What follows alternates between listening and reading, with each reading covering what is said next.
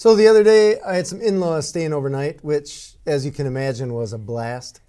So a couple of things happened that made sleep less than great for some of my in-laws. So first, my mother-in-law loves to putz in the backyard. Gardening, all this kind of stuff, weeding, which I love because I don't love doing that. Interesting thing, though, is that my mother-in-law happened to leave the hose on in the backyard. Not a big deal. I didn't know it, but whatever. Anyways, so my sister and brother-in-law end up sleeping in the basement. And I learned the next morning that they had terrible sleep. They were grouchy, and they essentially said, or I got the feeling from their body language, that they never want to stay here again. Which on the one side you may think, well, win-win. At any rate, what happened was, since my mother-in-law left the hose on, that meant that our well pump was running about every 10 minutes. It also meant, because it was a warmer day, that the line, the copper line going through the basement, started sweating, and that started dripping water on the basement floor. On top of that, we have a dehumidifier there that was just going crazy because there's all this water in the basement. On top of that, my mother-in-law happened to leave the hose right by the sump pump, so the sump pump pit was filling up with water and the sump pump was going off. So I had no idea this was happening, but I did know that my brother and sister-in-law got a terrible night's sleep because there was a lot of motors doing a lot of things, moving a lot of water, all because my mother-in-law happened to leave the hose on in the backyard. Sleep is a big deal. Welcome to Diary of a Worthy Pursuit. How to get what you truly want in life and business. And I bet they would tell you that sleep is super important after a terrible night's sleep like that. You know, it's so funny because I've fallen asleep just watching movies or something like that in the basement before. And when they said there's so much noise, I was thinking, what are you talking about? Right. Like, it's one of the quietest places in the house. Until I went downstairs and I saw this strip of water from the pipe. I looked up and I was like, oh no. And then I heard the pump go off and I'm like, oh man, I am a terrible host. Oh, well, I don't think it was your fault, but it's still so interesting how things like that can impact our sleep and just make it so unpredictable. You know, I can kind of relate as a parent of two littles. I underestimated what sleep deprivation would do to you. Oh. And I think when they say, oh, you're in the thick of it here, you're like, oh, you know, whatever, it's going to be fine. Or you try to prepare new parents for like, oh, get ready, sleep all you want now. Mm-hmm. And they don't get it. But then by the end of, you know, I don't know, the first week, the second week, when you're not getting any sleep with these newborns, you're like, and this is what solitary confinement would feel like. Yeah. Because you just go crazy. And it's interesting because we were programmed to need that sleep. So when we don't get it, our brain just falls apart. Mm-hmm. So whether you're a new parent or you're sleeping in an unfamiliar place, you probably have a story about a night you didn't sleep well. But sleep is so important when we're growing our business because it impairs judgment. Yeah. When we don't have sleep. I was just reading a study the other day that said only operating on 5 to 6 hours of sleep every night is the equivalent of driving drunk as far as impairment goes. Wow. So you are slower in your judgments. You're not making the best judgments. There's also research that says that folks who are sleep deprived tend to stick with the old ways and don't tend to adjust as quick as some of their better slept counterparts because they don't have the ability to see above the situation because their brain just isn't operating at the function that it could be. So it's trying to stick with a habit that it knows. Right. Because that takes less energy than Absolutely. trying something It's new. totally an energy savings thing. Interesting. Mm-hmm. Wow. Yeah. Yeah, I can tell if I ever get low on sleep, I'll make stupid decisions or stupid moves. Like you put the peanut butter in the refrigerator and the jelly in the Right. pantry. And sometimes I'll catch myself and being like, oh man. Right. And then I think, well, what's the rest of the day going to be like? Mm-hmm. So then I'll have to consciously say like, you can't make any decisions today. Right. Or you're not making any important decisions today because you're just not in the right mindset. Well, and actually studies have proven too that the more we are sleep deprived, the more we think our decision making is amazing. Oh, yeah. We nailed it. Right, because your judgment is impaired. Again, just like being legally drunk. So it's that idea that I'm going to make this decision and I think it's going to be great and I'm doing an awesome job when you actually catch up on sleep, you can realize, oh, that wasn't a good idea. Ah. And it's also interesting because if you work in an environment where you have team members or maybe, a boss, they can usually tell when your performance is slipping by not sleeping, even though you think you're doing great. I have had some employees that were gamers that would game until 3, 4 in the morning, something like that. And you could tell something ain't right. Yeah. You're a smart person in the interview, you did well, you passed these assessments, all that jazz, but you are just the way that your schedule is set up with gaming and all that. You're ruining your life is what it comes down to. Well, yeah, and we've talked many times that how you spend your time should align with how you have your values, and if not, then there's a misalignment that needs to adjust there, and it's really hard to even see where you're misaligned if you're not getting this sleep. Totally. So as someone who's trying to grow a business, this is, I think, the most underrated productivity hack that anyone could go after is just try to aim for 7 to 8 hours of sleep. Wow. And so we can talk today about how to help you improve your sleep. So All right, I'm excited for this because I probably need to know. well, the goal is to get 7 to 8 hours. That's what the National Sleep Foundation tells us that we need. All right. 1, to let our body physically repair at night, and then 2, to let our brain psychologically repair. And if you've ever woken up and felt like foggy or unclear, like you're not ready to tackle the day, it's probably because your brain didn't have enough cycles of kind of cleaning everything out and getting you ready to start the day with a clear head. All right. Yeah. Interesting. All right, well, tell me more. All right, so Tell us more. that's essentially the importance of sleep. We want to be able to tackle our business with a clear head and make good decisions. So what should that look like? Well, first let's talk about schedule, like we all do. All right.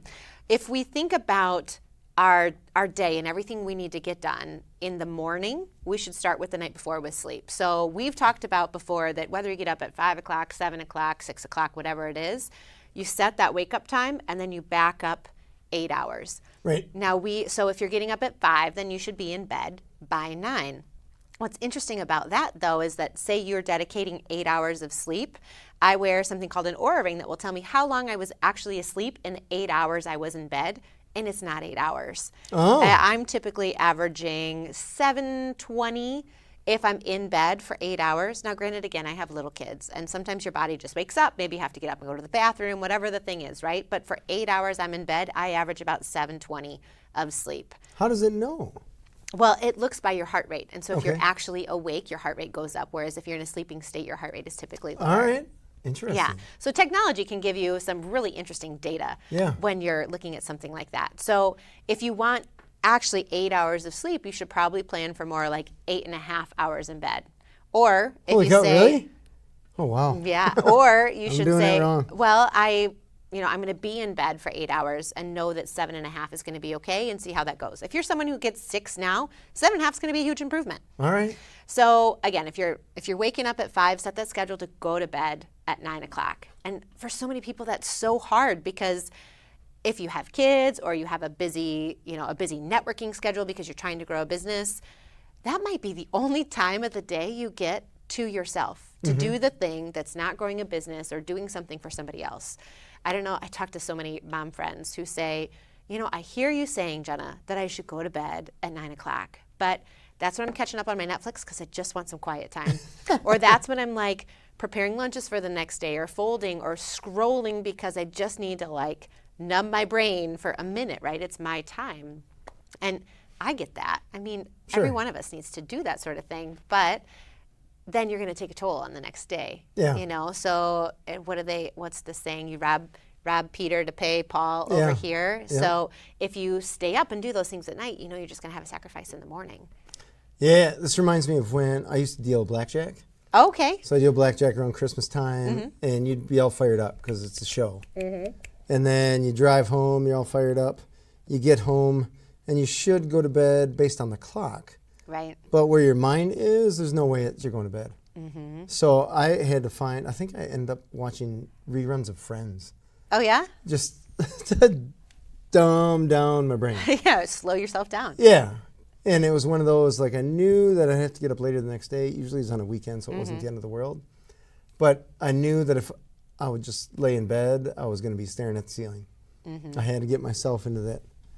Go away from show mode and go to quiet time. Yeah, right. Bring yourself down so you can get ready. And I think that that's another step that people don't prepare for is you really do have to prepare yourself for sleep, right? So you can't go from being on on all cylinders to just pass out. I think my kids can do this sometimes. I'm so jealous. Only if you drive, right? Right. I'm so jealous of that. But we really do need this opportunity to kind of slow our bodies down. So whatever you're doing during the day, whether you think it's stressful or not, you're still putting stress on your body. So, you know, if you are working until 10 o'clock and then you're trying to go to bed, yeah, you need a little bit of a buffer time. Or even if you're, so my schedule is, you know, usually I'm up in the morning with the kids, I'm working during the day, I'm with the kids at night, we put them to bed, and then that's when I get an opportunity to slow myself down and prepare. So one of the biggest takeaways, if you only get one today, is to set an alarm for when to start a bedtime routine. I love that. I remember you saying that before. Yeah, so if I want to be asleep by 9 o'clock, I have an alarm set on my phone for 8:30.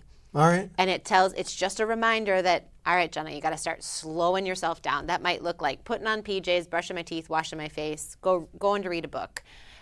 Or it might just be like, just do some quiet activity that is not chasing kids or watching TV. Right. Yeah. So kids, stop running. Right? Can we just all slow down a minute? But it really does give you an opportunity to slow down your body and prepare yourself for bed. Because if I start thinking about bed at 9 o'clock, and then it's going to, you know, I'm not going to be asleep until 9:30. It's a process, even if you are an adult. So again, planning for bed, something else we can do is follow the 3-2-1 rule. So it's the idea that 3 hours before bed, you stop eating. All right. 2 hours before bed, you stop any alcohol intake. And 1 hour before bed, some people argue this is also 2, no screens. All right. And this is, again, to prepare ourselves for bed. So breaking these down a little bit, why 3 hours to stop eating? It's because we want our body to be able to digest our food enough so that when we go to sleep, it's not digesting food still. Okay. And 1, because it digests food better when we're upright. All right. And 2, it can't do the physical repair it needs to the rest of your body while your digestion is still in high mode. Oh. So if it's done digesting, by the time you go to sleep, you're going to get better sleep. All right. Yeah. So digestion takes a lot of energy. It takes a lot of energy from your body. Absolutely. So number 2 is no alcohol 2 hours before bed. All right.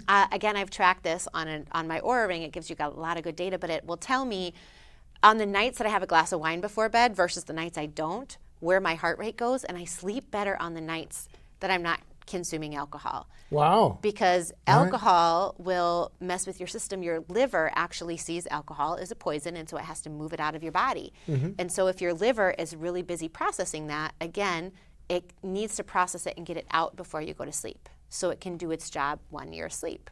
Interesting. All right. Yeah, and then the last one is no screens 1 hour before bed. And that's because there's blue light emitted from our screens, our TVs, our cell phones, you know, any other screen you might have in the house. And that blue light suppresses your melatonin production. Okay. So melatonin is the hormone that your body needs to put itself to sleep, to get us to actually fall asleep. So those who suppress their melatonin by looking at screens right before bed, or worse, like you're scrolling in bed and then you set your phone down and try to go to sleep, they find it hard to go to sleep because they're not producing enough melatonin for their body to know that it's time to slow down. Interesting. So how do you trigger melatonin? So by shutting off those screens. Okay. So the blue light suppresses it. So if you're not seeing those blue lights, that's one way. Some people use actually red lights in their houses at night so they don't have any blue light. Oh, wow. You can shut off all overhead lights 2 to 3 hours before bed because there's something about the angle of how the light hits your retina that programs melatonin to be suppressed until a certain time at night. All right. You can also set your circadian rhythm by watching the sunset and rise. So if you see the sun set, there's something, again, about how that color of the light, it's reds and oranges, hits your retina that programs you to start producing melatonin to go to sleep. Huh. All right. Easier in the winter than it is in So much easier. Well, or to our detriment. When the sun goes down at like 4:30 or 5 o'clock and you're more tired in the winter, that's exactly why. Time to go to bed. Yeah, right? You're still at work. So there's been so many times where I've gotten this wrong, and now that I have kids, I can see how it works and doesn't work, right? Like if I let them watch a screen all the way up until bed, we are not going to bed on time. Oh, interesting. You know, or it's so much harder for them to actually slow down and go to sleep. Okay. How do you explain people falling asleep like me watching a baseball game. Yeah, TV. fair. Sometimes it's because our bodies are just so tired They just give that up. we're just exhausted and we just pass out. All right. And you might like zonk out for 6 to 7 hours because your body absolutely needs that, but it may not be the most restful sleep you could have gotten All right. had you right. followed some of the 3-2-1 rules. Fair. Yeah. So what if someone is having a hard time getting to sleep and they follow the 3-2-1 rule? Yeah. No screens. Right. So the first step is prepping before bed. All right. The next step is really creating, doing some more calming things before you go to sleep. So if you're having trouble falling asleep in that, half hour, doing things like taking a warm bath at night to slow yourself down, using something like Epsom salts actually has magnesium in it. And magnesium is an element that helps relax our muscles and lets us release tension through the day. Interesting. And so okay. taking an Epsom salt bath at night is something that's really good to help slow down your body. Putting a lavender spray on your pillow or diffusing lavender in your bedroom is another one. Lavender slows down the body's autonomic nervous system, so we're slower as we go about things. All right. And then just doing other calming activities. So again, shutting off the screens. Maybe if you don't talk to your partner during the day, this is a perfect opportunity to have a conversation with your partner without a screen. Play a game with your kids, read a book, something that's not so just so enthralling, so pushing yourself that you can't slow down. All right. So Fair. that's the prepping, creating a calming bedtime routine of different things that you can do before. There's also certain things you can do, like there are people who struggle with melatonin production. Some people take melatonin to help them fall asleep. Oh, interesting. Otherwise, you may have seen studies and articles that talk about a lot of us are magnesium deficient, and magnesium is needed for like 300 different processes in our body. Oh, wow. But if we are taking it, a lot of us take it wrong, and we take it in the morning with all of our other vitamins. But because magnesium slows down our muscles, it should actually be taken at night before we go to bed. Oh, interesting. So okay. magnesium is another thing that if you think you're deficient, you can always go talk to someone and get a test. But if you're taking magnesium, it should be taken before bed. What kind of food has magnesium? Oh, Shy of licking a mine somewhere. Off the top of my head, I can't really think of them. I know bananas are a good one. You can also get electrolyte drinks and put certain things in your water so you're taking in electrolytes through the day. Okay. And that can help. And so the one I like is called LMNT or Element. And I just put it in a big water bottle, and it has sodium, magnesium, and what's the third? Potassium. All right. A lot of us are deficient in especially those last two. Oh, interesting. Yeah. All right. I like it. I'm thinking as we're talking about the sleeping thing, back when I first started my business, I would have a hard time sleeping because my brain was just on. Yeah. Or there'd be the problem, the current problem of the day, whatever it Right. was, whether that was client, employee, whatever, broke down car, who knows? Just there's always a problem of some kind. Welcome to life. Yeah, right? Yeah, right? Problems are a Yeah. sign of life. And I had to essentially talk myself into or teach myself that you have this problem. It's keeping you up because you're thinking about this problem.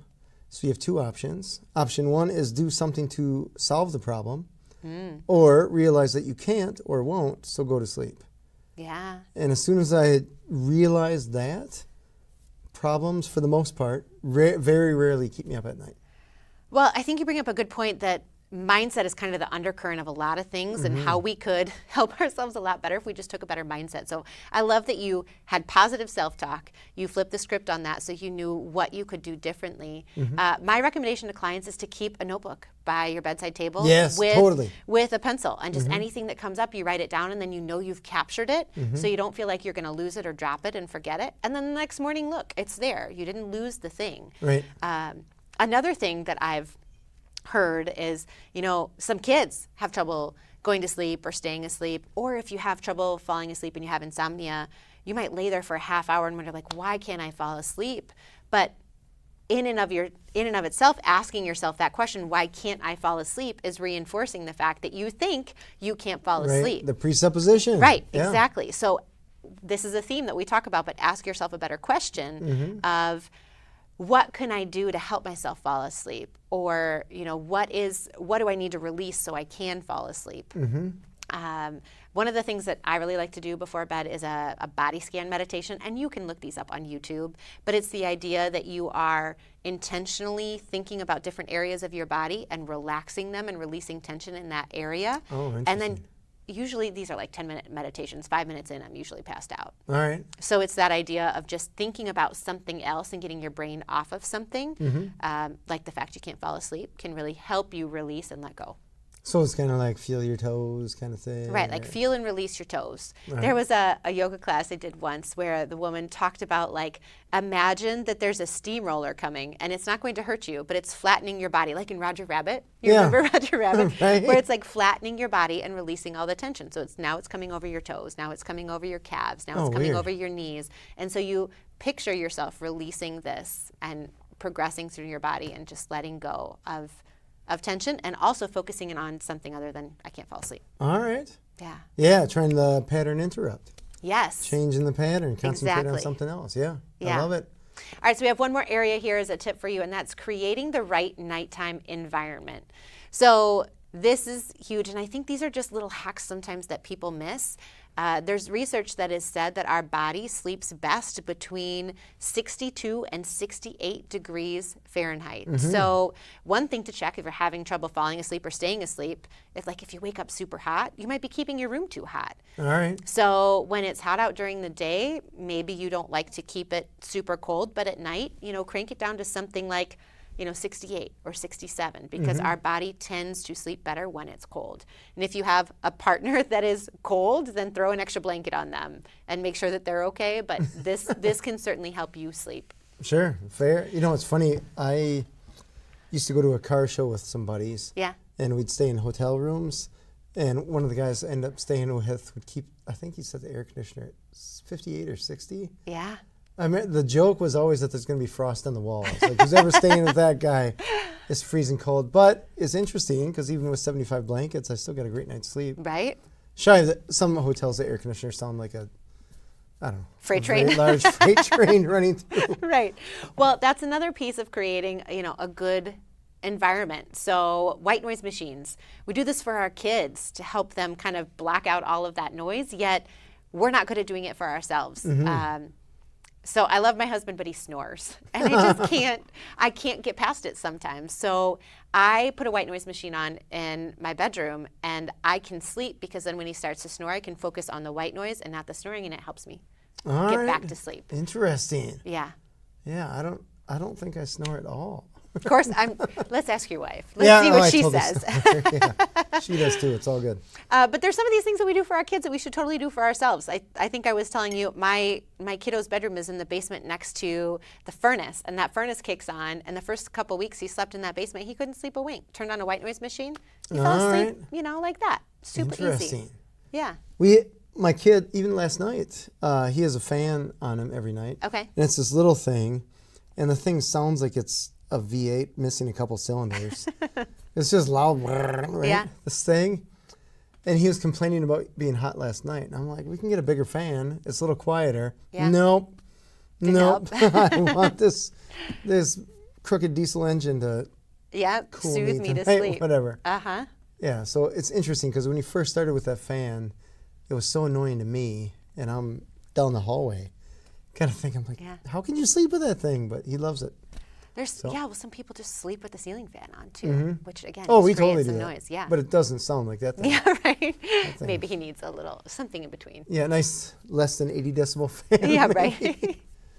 Constantly changing. So one other tip for creating the right environment at night is to try to black out all of the light. So again, like I mentioned with the lights from our phone, or even the, when you charge your phone, there's that little charging light.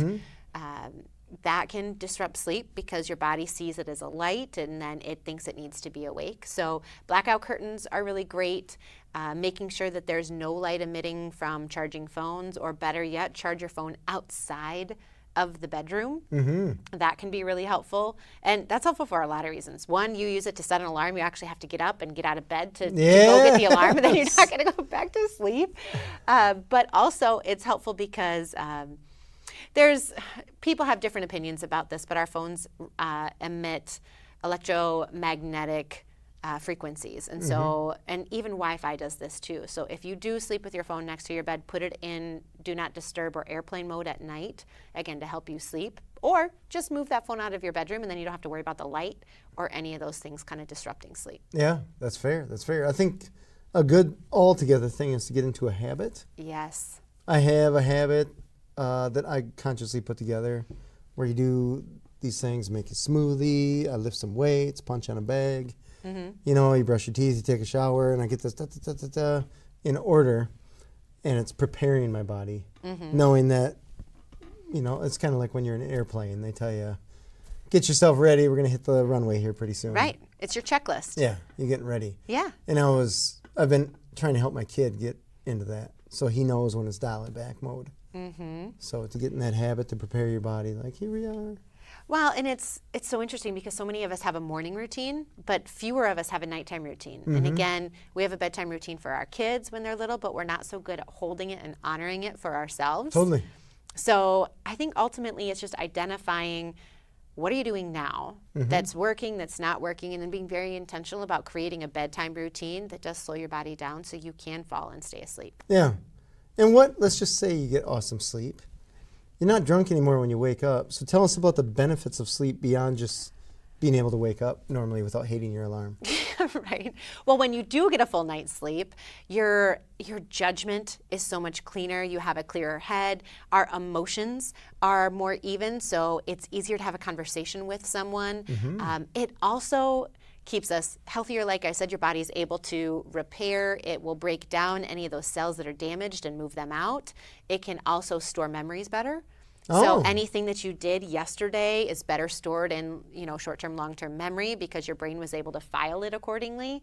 But you're also better able to understand your hunger cues. There's this really interesting relationship between the amount of sleep you have and how satiated you are after you eat and how hungry you are. Right. So if you've ever noticed that after 5 hours of sleep, you're super hungry, but no matter what you eat, you don't feel full, that's because those hormones are thrown out of whack by the amount of sleep you get. Oh, interesting. So if you get enough sleep, you're not as hungry, you understand your hunger cues, and then you can actually hear or listen to your body when you feel satiated and you can shut that hunger cue off.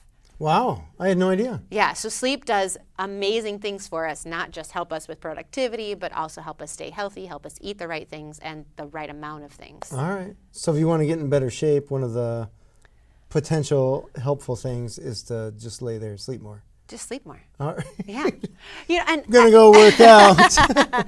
But one of the things I think that as I was working more in health coaching that people thought was, I got to get up at 5 o'clock, I got to get in my workout and do all the things. And it's like, well, the mistake that some people make is your body might benefit more from getting another hour of sleep than from getting up at 5 o'clock to do that hour workout. So it's really important to listen to your body and understand what it needs, because sometimes that hour of sleep is going to build you up more than that exercise routine is going to break you down and help you with the health goal. Interesting. I want to ask you one more question. I know we don't have a ton of time, but tell me about naps. Yeah. Oh, so interesting. So I'm a proponent of naps in the middle of the day, and only because, again, it gives you a reset button. It kind of provides some clarity. So there's a well-known CEO, ran a publishing company for years, now has his own leadership coaching. Michael Hyatt is his name. He takes a nap every day from 12 to 12:20.